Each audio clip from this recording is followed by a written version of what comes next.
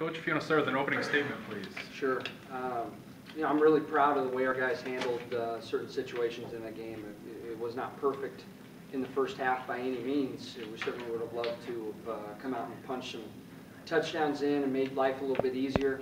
We give up a Hail Mary at the end of the half, and we come into halftime, and you know, the one thing I noticed is that we weren't real loud and behind each other on the sideline. We might have been doing a little bit of sulking over some of the opportunities that we had, you know, offensively, and you get caught off guard defensively at the end of the game. I think it would have been very easy for a weak team to let things steamroll to that point, but I didn't see any doubt in our guys' eyes. There wasn't any yelling and screaming at halftime. I think the great thing is that last year we never had to play from behind until the last game of the year against Valdosta. And so what we stressed with our guys, we're going to find out how much character we have, what type of men we have in the locker room, and how much resiliency we have. Things that we talk about on a daily basis that you actually get to see come to fruition as you start that second half. So I'm very proud of the way the guys battled back, executed, and won a football game. John, you were clearly frustrated for most of the first three quarters, missed a few open guys, scrambling around and stuff. How did you collect yourself for those two fourth-quarter drives? Well, I met with our sports psych doctor this week, and she's helped me deal with all my disappointments and mistakes in the field, and it helps me stay calm after an incomplete pass or turnover or a 3-and-out or anything like that. And it really helped me stay collected and calm during the game. You know what was going wrong with you seemed to have open guys to throw and you were high or wide, or was it miscommunication, or was it just? Well, I don't want to blame it all on the wind, but I mean, it played a little bit of a factor today. I just need to focus a little bit better and put the ball on him. If I could add in, I think the wind, that's a tough thing to battle through. That's a heck of a wind out there. And we practiced in it, you know, even stronger winds. But, you know, when your adrenaline's pumping and it's a 3rd and 10 and you got to drill a route in there and you've got a 5'8" receiver, 5'9" receiver across the middle, and we're just a little bit high on it. I think adrenaline plays a part in that.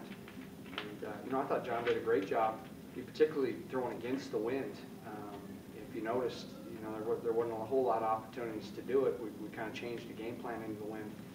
But you talk about in that second quarter, a great drive that goes down, and we don't end up getting a touchdown on it, but he hit some big passes in 3rd and 10 situation against that wind. So I was really, really proud of the way he handled some of that adversity.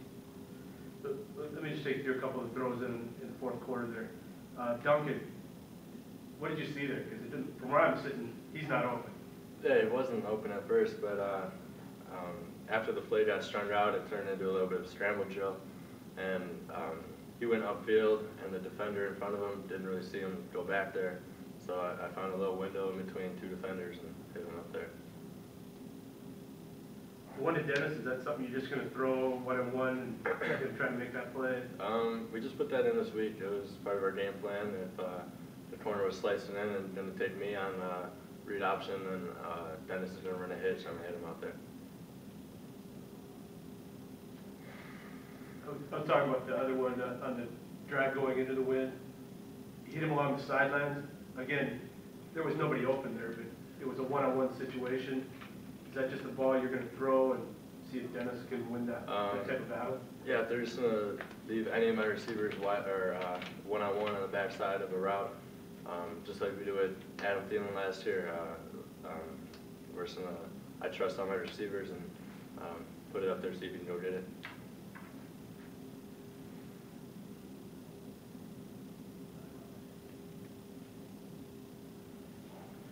When you finally broke the touchdown run, I think you had one before that where you almost broke it, kind of got tripped up in the middle of the field. But you didn't have a lot of open running room today. Can you just talk about the feeling you had when you finally saw daylight in the goal line and trying to get a touchdown? It was a good feeling, but I wasn't pleased at that point. There were a lot of things that happened before that I don't know.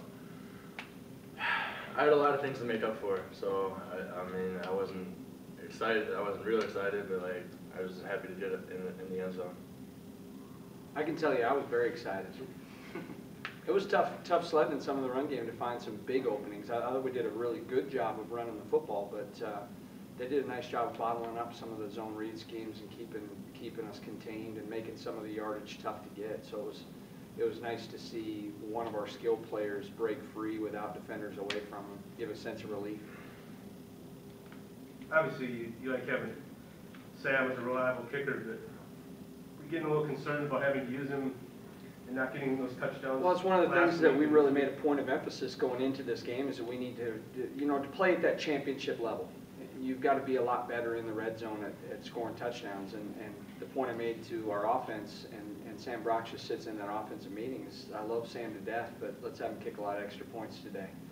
And it really comes down to simple execution. Today it came down to a little bit of a ball security issue that will get corrected. And I think that's some of the things that John's frustrated with, is I think we have 2 opportunities to get in there, and what we stress with our guys to make sure that we're giving the ball to the official, leave no doubt that we're in the end zone.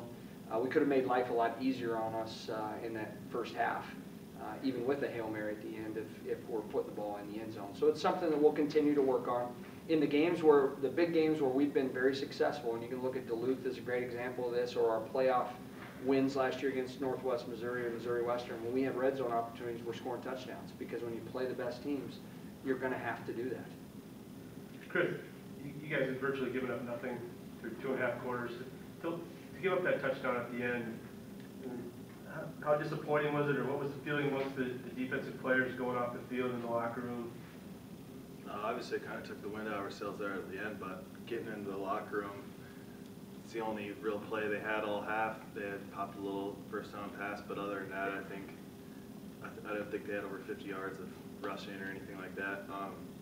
So just that little mental bust there at the end kind of dinged us a bit, but we realized that we were playing good football, and we can come out, and that's the only thing that they did. There wasn't any corrections to make it half. Just keep your effort up and keep locked in on your assignment, and just keep playing the way we were. So It's getting to be fourth quarter. They're still ahead. I mean, obviously you guys have the win, but is there starting to get some concern there? no, we had. I mean, we were all still smiling, excited for the next play, excited for the next series to get out there and stop them if we needed to. But it was fun to watch our offense run down the field and score that touchdown. I had complete confidence. I knew that something had to, talk about pounding the rock all the time, it had to chip a little bit somewhere there, and it finally did there in the fourth quarter. So it was fun to see that finally pay off for them. Were they doing anything differently? I wouldn't say success, but everyone moved the ball a little bit, and of course they had the one drive where they could have tied it up. Were they doing anything differently in the second half against you guys? No, I don't think so. They're still running their same counter, outside run. I mean, everything that we prepared for during the week, a lot of it was just us DNs letting the quarterback get out of contain and run around a little bit, and we can't put stress on our back 7 like that to cover someone down for 5-6 seconds. So we have to do a better job of that, keeping him boxed up, and that's something you're going to run into with the athletic quarterback the way he was. He definitely showed that today, but no, it wasn't anything different they were doing.